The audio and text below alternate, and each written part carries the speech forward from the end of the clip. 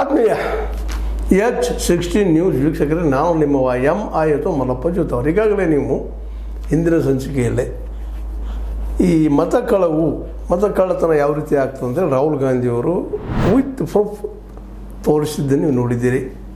ಅದನ್ನು ಈಗ ರಾಷ್ಟ್ರವ್ಯಾಪಿ ಒಂದು ಮೂಮೆಂಟ್ ಮಾಡೋ ದಿಶೆಯಲ್ಲಿ ಮುಂದುವರೆದಿದ್ದಾರೆ. ಜೊತೆಗೆ ಅವರೊಂದಿಷ್ಟು ಪ್ರಶ್ನಾವಳಿಗಳನ್ನು ಈ ಒಂದು ಇಲೆಕ್ಷನ್ ಕಮಿಷನ್ ಮಾತಾಡಿದ್ದಾರೆ, ಕೇಳಿದ್ದಾರೆ. ಆ ಪ್ರಶ್ನಾವಳಿಗಳನ್ನು ನಾವು ನೋಡಿದರೆ ಏನಿದು ಅನ್ನೋದು ನಿಮಗೆ ಅರ್ಥ ಆಗ್ಬೋದೇನೋ. ಮೋಸ್ಟ್ಲಿ ನೋಡೋಣ ಅವ್ರು ಏನು ಪ್ರಶ್ನೆ ಮಾಡ್ತಾರೆ ಅನ್ನೋವಂಥದ್ದು. ಮತದಾರರ ಪಟ್ಟಿಯನ್ನು ಡಿಜಿಟಲ್ ರೂಪದಲ್ಲಿ ಹಾಗೂ ಚುನಾವಣೆಗೆ ಸಂಬಂಧಿಸಿದ ವಿಡಿಯೋ ದೃಶ್ಯಾವಳಿ ನೀಡಿದ್ದಾರೆ.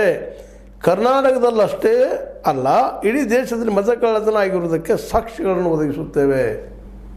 ನೀವು ಕಳ್ಳತನ ಹೆಂಗೆ ಮಾಡಿದಿರಿ, ಯಾವ ರೀತಿ ಮಾಡಿದಿರಿ ತೋರಿಸ್ಕೊಡ್ತೀವಿ, ನಮಗೆ ಅದನ್ನು ಕೊಡ್ರಿ, ಕೊಡಬೇಕಾಗಿದ್ದು ನಿಮ್ಮ ಧರ್ಮ ಕರ್ಮ ಮತ್ತು ಅದು ಸತ್ಯ ಹೌದು, ಕೊಡ್ರಿ ತೋರಿಸ್ತೀವಿ ಅಂತ ಹೇಳ್ತಾ ಇದ್ದಾರೆ. ಅದ್ರ ಜೊತೆಗೆ BJPಯ 35,000ಕ್ಕಿಂತ ಕಡಿಮೆ ಮತಗಳ ಅಂತರದಿಂದ 25 ಸ್ಥಾನವನ್ನು ಗೆದ್ದಿದೆ. BJP 25 ಸ್ಥಾನಗಳಲ್ಲೇ 35,000ಗಿಂತ ಕಡಿಮೆ ಅಂತರದಿಂದ ಗೆದ್ದದ.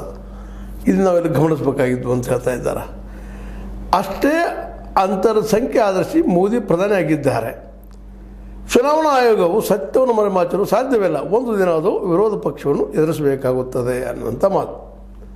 ಈ ರೀತಿ ಆರೋಪ ಮಾಡ್ತಾ ನಾವು ನಿಮ್ಮನ್ನು ಬಿಡೋದಿಲ್ಲಪ್ಪ, ನೀವು ಸುಳ್ಳು ಹೇಳ್ತಾ ಇದ್ದೀರಿ, ದೇಶದ ಈ ಒಂದು ಚುನಾವಣಾ ವ್ಯವಸ್ಥೆ ಹಾಳು ಮಾಡ್ತಾ ಇದ್ದೀರಿ ನೀವು ಎಲೆಕ್ಷನ್ ಕಮಿಷನರ್ ಅನ್ನುವಾಗ ನೇರ ಆರೋಪ ಜೋರುದಾರ ನಡೀತಾ ಇದೆ. ಒಬ್ರಿಗೊಬ್ಬರು ಟೀಕೆ ಟಿಪ್ಪಣಿ. ಅದಕ್ಕೆ BJP ನಾಯಕರು ಸಹ ಉತ್ತರ ಕೊಡ್ತಾ ಇದ್ದಾರೆ. ನಿಮ್ಮ